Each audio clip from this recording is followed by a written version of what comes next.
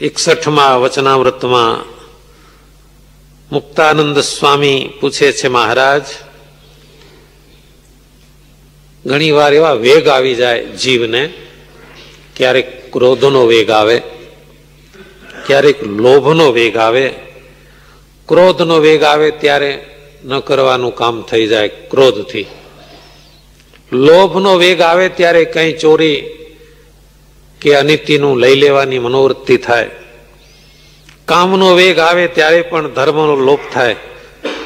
તો આ જે અંતરશત્રુ છે એનો વેગ આવે, એના યોગે કરીને પણ ધીરજ ડગે નહીં, એનો શું ઉપાય? સ્વામિનારાયણ ભગવાન કહે છે એનો ઉપાય એ જ છે કે આત્મનિષ્ઠાની દ્રઢતા હોય તો એનું ધીરજ ડગે નહીં. બાકી બીજા ગમે એટલા સાધન કરે તોય પણ જ્યારે આ ક્રોધાદિકનો વેગ આવે તો એની ધીરજ ટકતી નથી. બ્રહ્માનંદ સ્વામી કહે છે, મહારાજ, આ આત્મનિષ્ઠા અંતકાળે કેટલી કામ લાગે છે. શ્રીજી મહારાજ કહે છે, નદી તરવી હોય તો જેને તરતા આવડતું હોય એ તરી જાય, તરતા ન આવડતું હોય એ ઊભો થઈ રહે. પરંતુ સમુદ્ર તરવો હોય ત્યારે બંનેને વાણનું કામ પડે છે. બંનેને એ કોઈ જાતે તરતા આવડતું હોય, નદી જેટલું કઈ દરિયો નથી કે તરી જવાય. શ્રીજી મહારાજ કહે છે, ટાઢ, તડકો, ભૂખ, તરસ, માન, અપમાન, સુખ, દુઃખ, આ એક બધી નદીઓ છે, એને આત્મનિષ્ઠા વાળો તરે. પણ મૃત્યુ સમયે એ સમુદ્ર જેવો છે. ત્યાં આત્મનિષ્ઠા વાળો હોય કે વગર આત્મનિષ્ઠા વાળો, એને ભગવાનની ઉપાસનાનું કામ પડે છે. ત્યાં આત્મનિષ્ઠા પછી ચાલી શકતી નથી. આપણા સત્સંગમાં એક દ્રષ્ટાંત છે, સ્વરૂપાનંદ સ્વામી બહુ આત્મનિષ્ઠ સંત હતા. ગમે એવા સુખ દુઃખ આવે ને સહન કરી લે. કોઈ બીજા સંત બીમાર હતા, શરીરમાં એવી તીવ્ર વેદના થાય અને મોઢેથી ચીસ પડાઈ જાય. એટલે સ્વરૂપાનંદ સ્વામી એ સંતને, એ બીમાર સંતને કહે છે, ચીસો શા માટે પાડો છો? क्या आकाश को चूहा काटता है? ઉંદરડો તમારા કપડાને કાપી નાખે, તમારા કાગળ કાપી નાખે, લાકડું કાપી નાખે, ગોદડું કાપી નાખે, ધાબળી કાપી નાખે, પણ ઉંદરડા કોઈ દાડો આકાશને કાપે? એટલે આ પીડા તો દેહને છે, આત્માને કઈ અડી શકે? સ્વામિનારાયણ ભગવાનને આ ગમ્યું નહીં.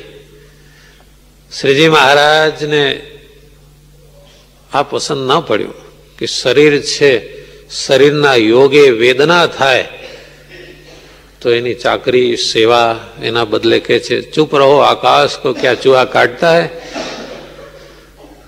સ્વામિનારાયણ ભગવાને એવી ઈચ્છા કરી, સ્વરૂપાનંદ સ્વામી બીમાર પડ્યા, ભગવાનની ઈચ્છાથી એવી વેદના થઈને સ્વામી સ્વરૂપાનંદજી પણ ધ્રુજી ઉઠ્યા.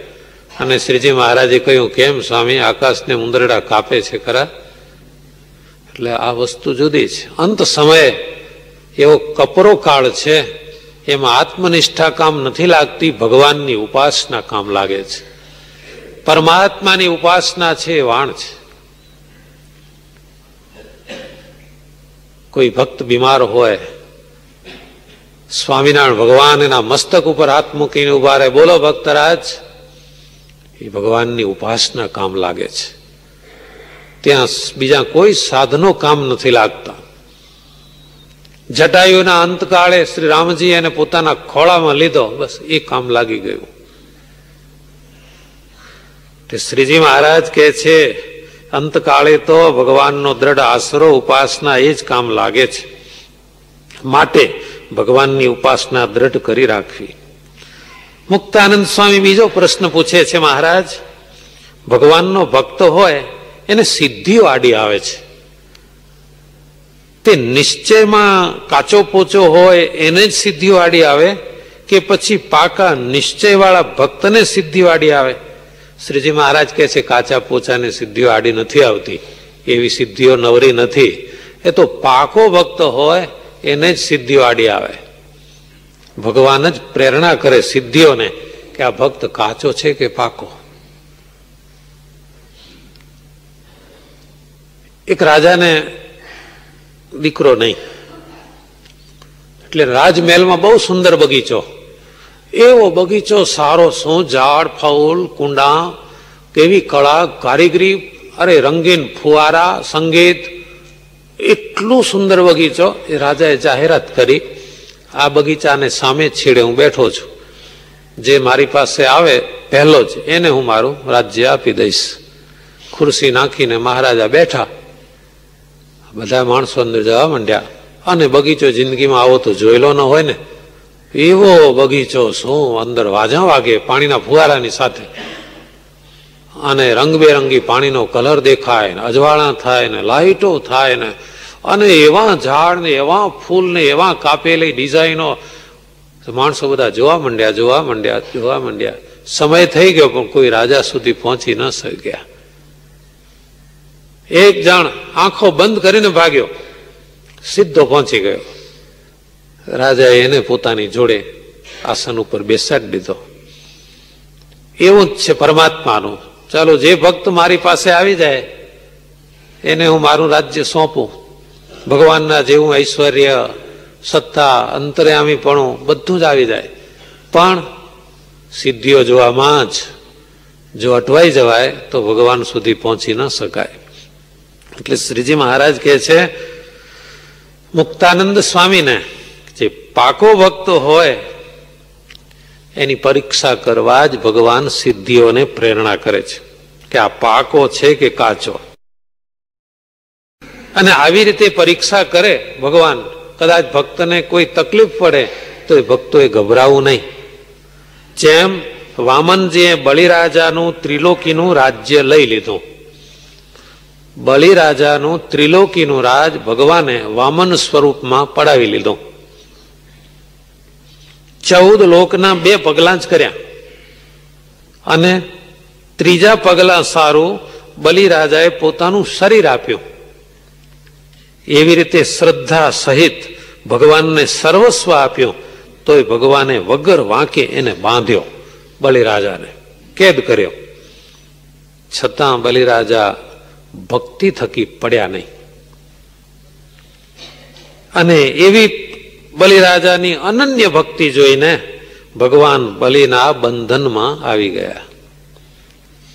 ભગવાને તો બલિરાજાને ક્ષણ માત્ર બાંધ્યો, પણ ભગવાન એની ભક્તિરૂપી દોરીથી બંધાયા છે. તે આજ દિવસ સુધી ભગવાન બલિને દરવાજે ઉભા છે. અને બલિરાજાની દ્રષ્ટિ થકી પળ માત્ર ભગવાન છેટા થતા નથી. તો આપણે પણ આ વિચાર કરવાનો કે ભગવાનના દાસ થઈને રહીશું અને ભગવાન આપણને છતાં દુખી કરશે તો આપણને વશ થઈ જશે. કારણ કે ભગવાન તો ભક્ત વત્સલ છે, એ કૃપા સિંધુ છે. પોતાના ભક્તની પ્રેમ ભક્તિ રૂપી દોરીએ ભગવાન બંધાઈ જાય છે. માટે ભગવાન જેમ જેમ કસણીમાં રાખે એમ વધુ ને વધુ રાજી રહેવું.